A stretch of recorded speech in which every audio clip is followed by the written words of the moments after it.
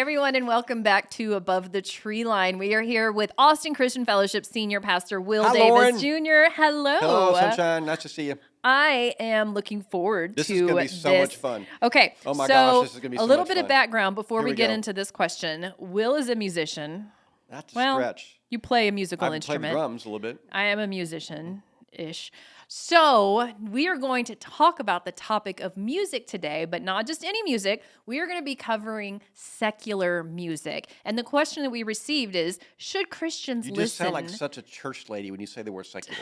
Secular. Secular. Secular music. Maybe That that's the way it devil was music. said We're to gonna talk me about when the I devil was music growing up. today. Should Christians listen to secular music? Now, if you weren't raised in the church, you might be saying, what the heck is Yeah, why would you secular? ever ask that question? So the way that I am defining it for the sake of this podcast is non-religious secular music. There's non-religious and then there's sacred music. So those are the main genres of Western music. So it's basically songs that are not about worship, songs that are not about religion. So when we say secular, we're talking about non-churchy music, which usually tends to be a little catchier and a little more fun Oh, to now, listen here to. comes the email.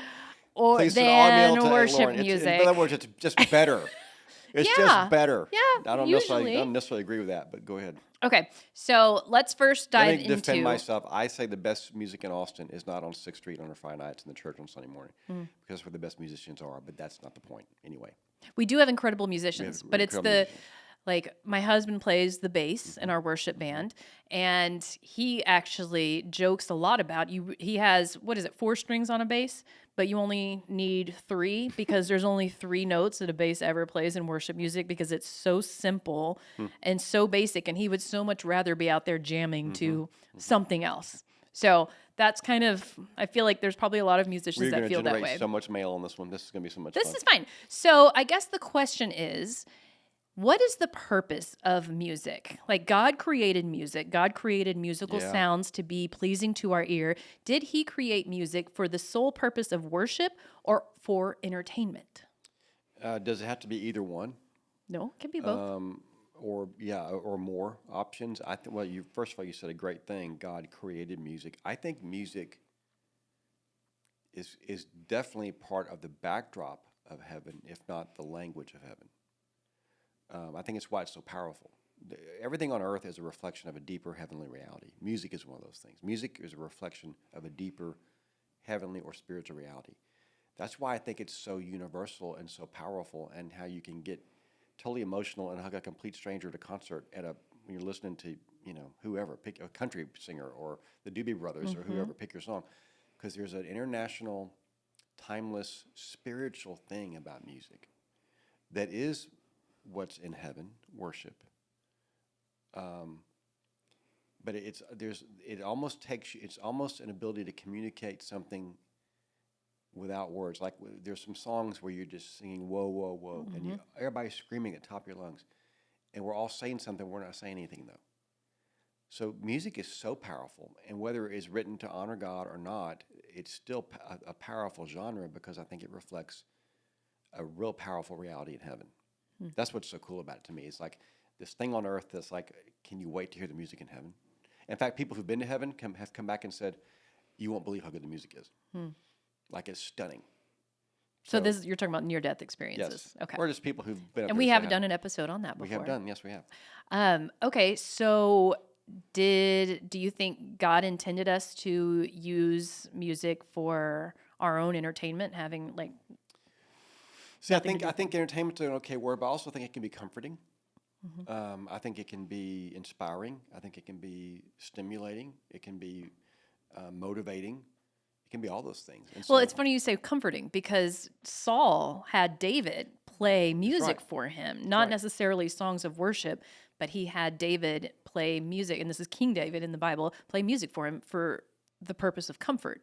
And, the Bible does talk about instruments and voices, and the Psalms are songs, a lot of them, right? So the Bible talks about music, but it doesn't ever talk about, like, obviously they didn't have genres of music back then. Like, I don't think King David was a rapper or a country musician or a pop star. So the Bible doesn't really touch on genres. So I guess the question that I have with my upbringing is there was always music that was okay, and then there was music that's not okay. And I remember one specific album that my brother owned. He bought it without my parents' permission, and it was Metallica, and it was black, and it had a serpent coiled up in the corner. And my mom saw that, and immediately you see serpent, you think Satan. Like, this is satanic music. This can't be in our house.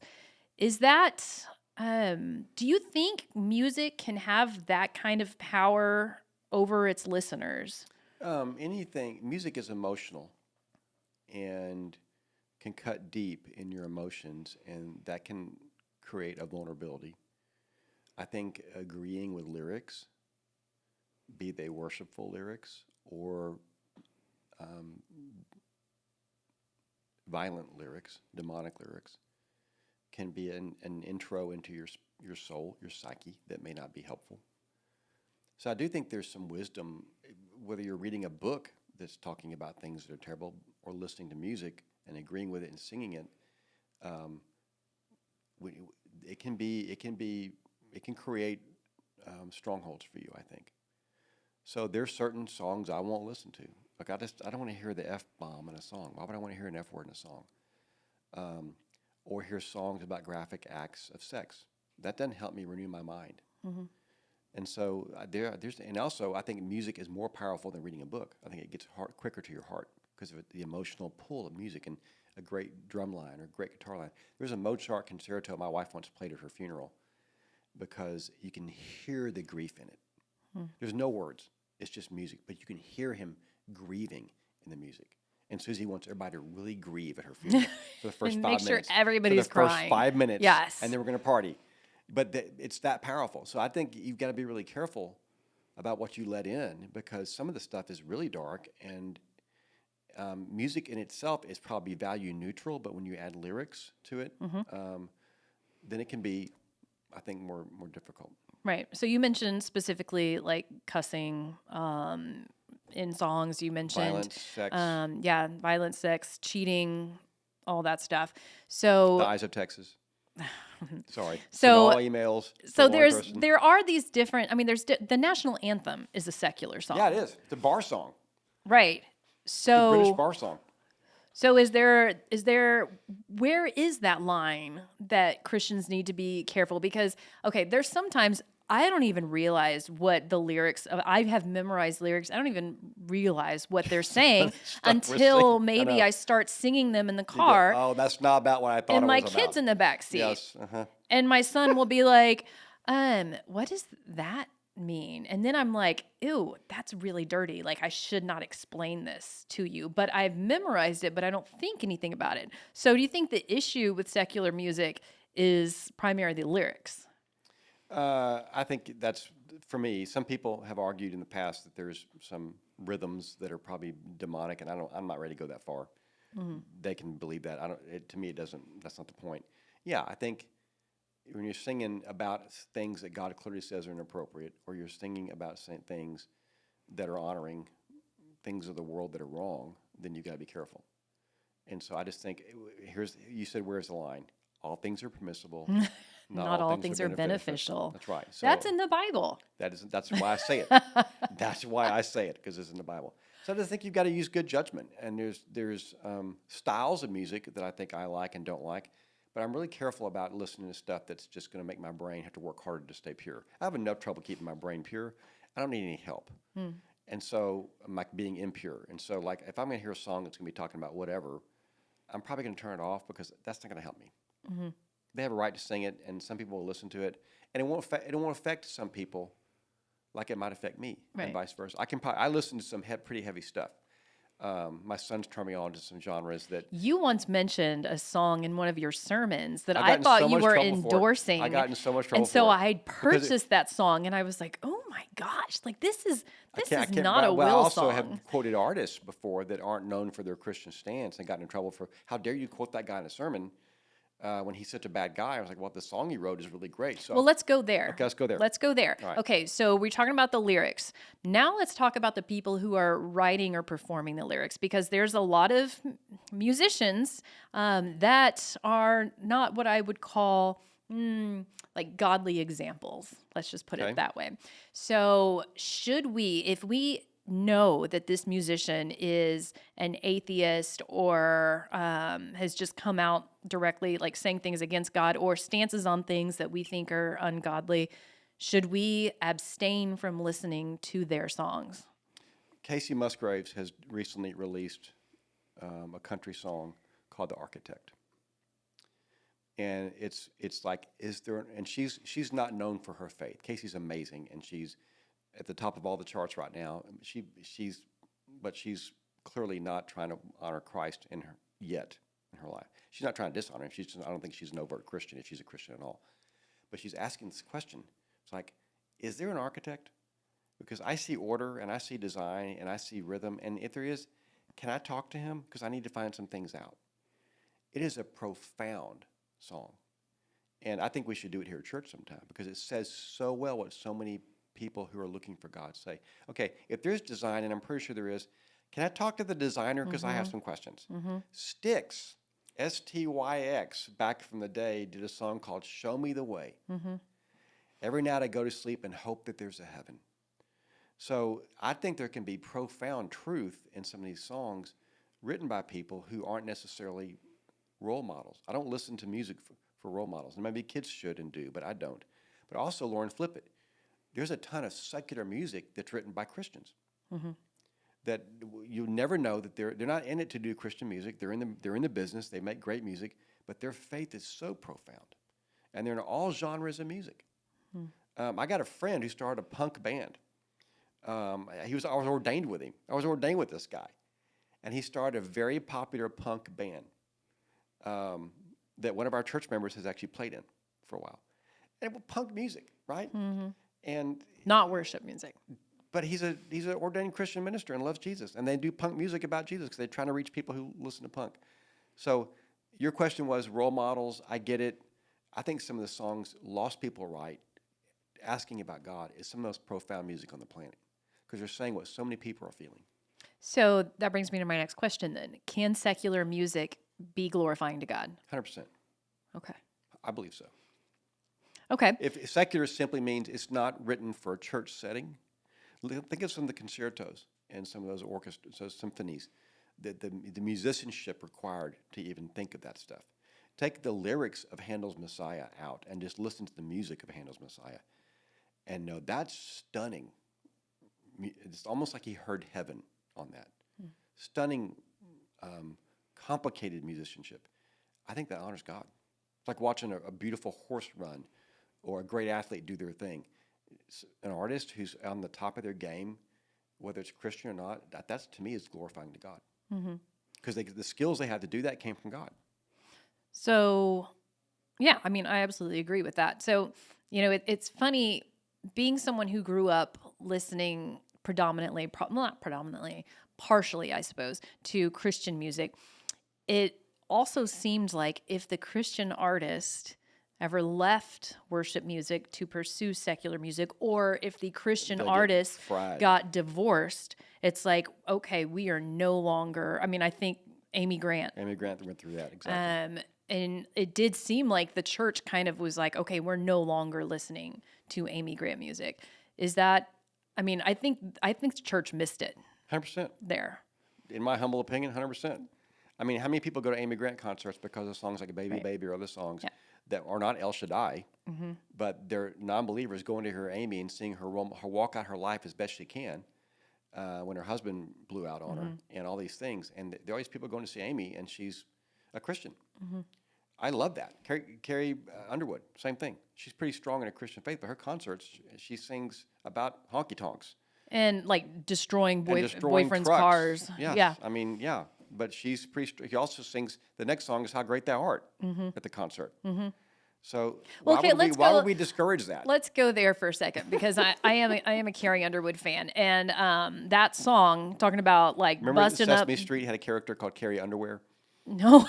for a while. That's the high honor when you get a Sesame Street character named after you. Carrie Underwear was her name. Okay, so that song, Before He Cheats. Don't ask me why I know about Sesame Street, by the way. I know every lyric to that song. I was an unmarried. Before He Cheats? That Yeah, one? Yeah. I was unmarried, I believe, when that song came out, and I used to sing it, thinking, "Yeah, if a dude ever does this to me, I'm doing the same thing. I'm taking a There's a role Louisville model. Slugger to There's a both role headlights." model. There's a role model for you right there.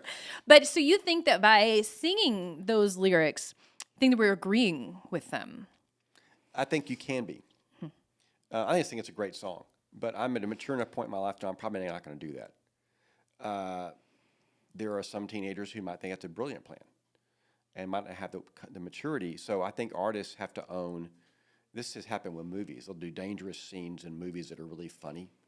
Remember some guys in a movie laying on a white stripe as an initiation to a club in a road and just screaming, "This is terrifying, I'm on a white stripe." Some kids in Austin went out and did that and got killed. And so I think we have to own that sometimes people that hear our messages aren't mature enough to handle our messages. But I think Before He Cheats is just a really funny. But it could be a stumbling block. It could be. It could be. And it is, And I'm sure it has been for somebody. yeah. It's just not for me. All things are permissible.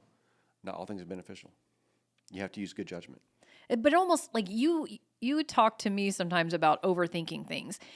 That sends me into total overthinking mode, where it's like, this lyric, if I do this, who's gonna take it this way? If I sing this, what's gonna, like, I mean, Okay, but let me do full confession here. Okay, just full confession. Here we go. You ready? ready. First of all, I'm a rock and roller from way back. I grew up on some of the best music, I think, in the world in the 70s rock and rolls. I was at the Doobie Brothers concert January 28th here in Austin. Know every word to every song they've ever written. The Doobie Brothers. Thank you. Yeah. The Doobie Brothers, who now sing about we have too many drugs on our streets, and they sing about God. It's so funny. They're getting old. And They are getting old They're now. so mellowing out. But we're on the eve of, I don't know when this is going to air, but we're on the eve of our 30th celebration, and we're having a dance on our property. Which the And Baptist would not condone. We are having a church dance, and we've already looked at this song list, and we're going to dance to songs like Play That Funky Music, White Boy, and Brick House. Neither You're of which just gonna have- tell the whole I'm just gonna world get it that. out there. No, because if I was at a wedding reception and they played those songs, I would dance to them. Absolutely. And think they were great. Yeah. I would sing every line with Lionel Richie to Brick House, which Mm-hmm. is not a redeeming song. So people celebrate it in the scriptures. And I don't know that I'm going to be dishonoring God when I'm singing Brick House at the top of my lungs on Saturday. I might be, but Yeah. I've never felt convicted about it. Or when I'm singing with the Doobies at a concert or the Eagles or whoever, unless it's a song that's really, there's some songs I wouldn't sing along with, Yeah. but I'll probably sing along with Brick House Yeah. because I grew up on it. Yeah. Well, and there's some songs that I wanted on that list for this event. Yes. That you guys said, Nuh-uh, that's absolutely. We draw a crossing the line line. at that. Yes. But I do I love karaoke. Okay, this is kind of silly. I love to rap when we do I've heard karaoke. you rap. You're a pretty good rapper. Will you Don't need to tell hear my more husband rap. that because he thinks No, I'm I'm not. not I'm not very gonna good. commit- no. So, but there is like this part of me. I remember growing up when like seeing the way that certain Christians would respond to secular music. I was like, oh my gosh, like get over yourself. Like it's music. But now that I'm older, I'm like, you do have to be careful with the lyrics. And I don't want to say I'm buying into any conspiracy theories, but there are some artists out there that, have been, we talked about this before we started recording, the term Illuminati kind of thrown out there where it's like, do not listen to their music. They are trying to get their hooks in you. They are under Satan's control. Have So you on and so listened to forth. some of the lyrics to country music? Yeah. I mean, it's just as bad. Yeah. There's some songs that are in country music that it's not as what they say in some country songs. And the thing about a country song is you can understand the lyrics, Right. so it's almost worse. Mm-hmm. And they're so clear, like I'm not even going to mention one of the songs I'm thinking of right now, but it's so overt, and it's like you could never say that. You should never say that. Mm-hmm. So it doesn't have to be a rapper. It doesn't Yep. have to be heavy metal. It can be country and be just as bad. Well, I want to touch on heavy metal real quick because I was at the beach last weekend and this guy was there with his little boy and they were playing in the water and he was jamming this like heavy metal, like, "Rawr," like just screaming. And I was like, oh my gosh, that sounds satanic. Come to find out, it was a Christian band making music that sounded like that. It had, I mean, there are like Christian hard rock bands. So is that like, if it sounds demonic and like makes the hairs on your like arms you. stand up? To you. Yeah. So don't listen to it. But to them, it's their style. Their style. So there's a band called Alter Bridge that is 3/4 of the band that was formerly Creed. And my son introduced me to them, and I love Alter Bridge. They're one of the best guitar players on the planet. And there's a song they do that is our pre-climb song we listen to. So when you're driving to a trailhead or approaching a trailhead at 1 a.m., you're out of bed, you have no business being up. There's this really creepy Alter Bridge song that's so loud, and so you don't belong here is the line they're singing, that we play that before every hike because it's true. We have no business being out of bed on that mountain in that time of day. It's perfect, and it's our pregame hiking song. And it's completely not Christian, but it's perfect for the setting. Sounds like you're a sinner. So I am definitely that. So we listen to that to wake us up. Here we go. Let's turn it on. You know, it's just one of those songs. It's so funny. So I think I can handle that. There's some things I can't handle. So if the music that's so headbanging is really hard for you, it feels satanic, don't listen to it. There's some country western songs that feel satanic to me. I love some country music, but there are also some songs that say some stuff like, you can't say that. And it's just a different style, but it's just as bad. So use good judgment. Okay. And I'll see you at the Doobies concert. I'll see you at the Eagles concert. You won't see me there. You I'm at too Chicago young. Concert. Earth, Wind, and Fire. How good was Earth, Wind, and Fire? September. What a Dude, great you are song. aging yourself. I've My already first aged- concert was I've Backstreet already Boys. aged myself. Okay, yeah, I know. That's Okay. so sad. Yeah, I was a pop kid. Okay, well, we've run out of time Yes. on this So can topic. we go out with some really good songs? So Mark Iott asked us to mention Toto. Toto. Best song by Toto, Hold the Line is what he Hold the thinks. Line, I think absolutely it's the is. Rosanna Drumline. Rosanna, but You Hold the can't Line's just a pick great one song. instrument and say that drum If line you makes the whole understand song how better. great that song is, that drum line is complex, you might. It is a great drum line, but you it doesn't wouldn't- make never the mind, whole never mind. You're song showing better what than you Hold don't the know. Line. Now you're showing what you don't know. I had that record, actually. The Record. greatest hits record. She had the and I had the record. Amy Grant tape, Okay. cassette tape. Okay, well, we've gone We're over so on this, over. We're gonna go but out singing. this is, I do want to say there is a difference between non-Christian music and unchristian music.